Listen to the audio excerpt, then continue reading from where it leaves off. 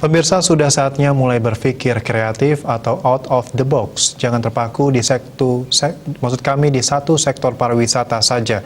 Masih banyak sektor lain yang perlu dikembangkan seperti pertanian dan sumber daya manusianya. Ketika pariwisata ambruk akibat pandemi COVID-19, dampaknya dirasakan 70% lebih masyarakat Bali yang tergantung pada sektor tersebut. Sudah saat mulai berpikir out the box. Jangan hanya mengandalkan di satu sektor saja dan harus bisa tidak selalu mengandalkan sektor pariwisata. Masih banyak potensi lain yang bisa digarap untuk mensejahterakan masyarakat Bali. Ketua Umum Yayasan Mahendra Data, Sri Igusti Ngurah Wedawitri Wedastra Putra Suyasa berpendapat, jangan lagi bertopang kepada pariwisata saja. Lebih kreatif menjadi kuncinya. Masih banyak potensi yang bisa digarap seperti pertanian, agrowisata atau agrobisnis dan UMKM. Hal yang penting adalah jangan lagi kita berpangku pada satu bidang saja. Bali sangat tergantung pada pariwisata. Dampaknya saat pariwisata terpuruk, angka pengangguran yang terjadi saat ini meningkat.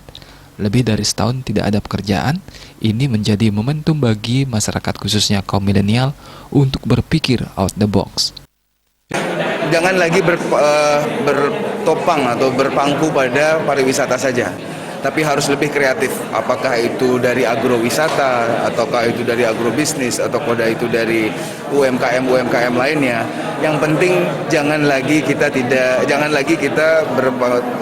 berpangkuan pada pariwisata. Kita sudah lihat sekarang banyak sekali pengangguran, banyak sekali pegawai-pegawai atau teman-teman atau semeton yang bekerja di pariwisata lebih dari setahun mereka tidak ada kerjaan.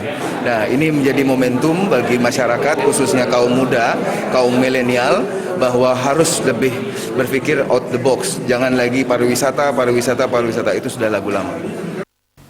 Masyarakat diimbau tetap taati protokol kesehatan. Harapannya vaksinasi dan taat prokes pandemi COVID-19 segera berlalu dan ekonomi bisa pulih. Artaye, Bali TV.